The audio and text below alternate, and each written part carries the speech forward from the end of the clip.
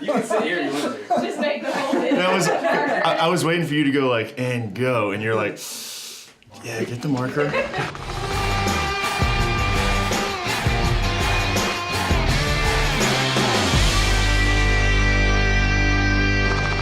Today we're going to talk about one of the most popular summer libations, the Mint Julep.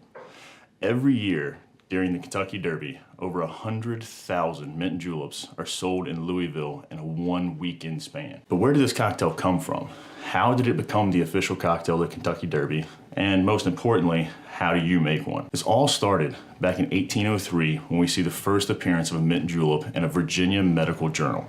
Although these guys were using brandy and rum, and it was actually used as a replacement for coffee in the morning, so you could have a nice jolt of energy to wake up to and go and work out in the farm. But we don't see this mixed with bourbon until about 1850 or shortly before that.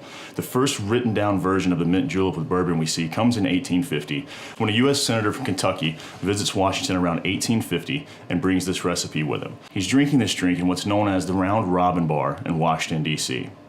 This is where we really see the first bourbon Mint Julep come into play. From 1850 until about 1938, we just see this as a libation that's being enjoyed around Derby time during the summer because it's hotter than hell outside and it's just refreshing with the mint, the simple syrup, and the bourbon. Now in 1938, this becomes the official cocktail of the Kentucky Derby.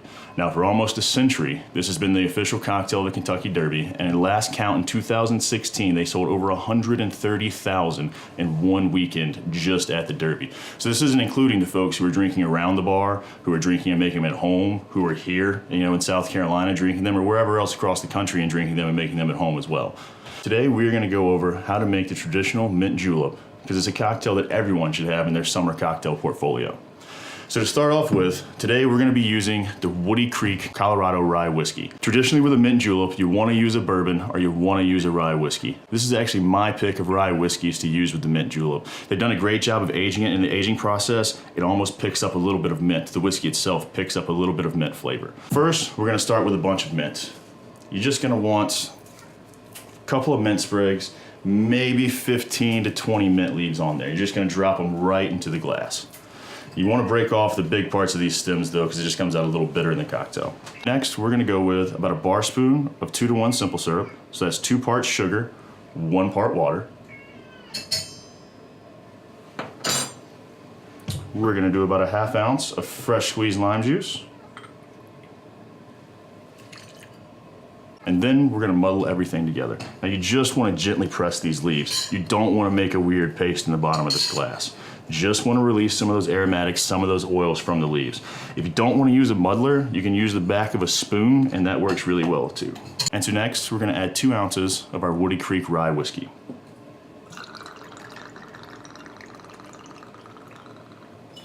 Just pour that right on top. Now these 2 steps are key to making a Mint Julep. You want to stir this and mix everything together before you put the ice in there.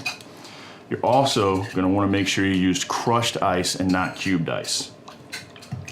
So we'll give it a nice stir. Now we're going to add our crushed ice, and don't be afraid of the ice. You really want to make this like almost snow cone up. On a hot summer day, this ice is going to melt a little bit. It's going to frost the glass, and it's going to keep your drink nice and cold. Next, like I said, that second part, we're going to go back with the bar spoon, and we're just going to give it a nice stir to make sure everything is chilled down. Now, traditionally, they say that there is a right and wrong way to hold in this glass.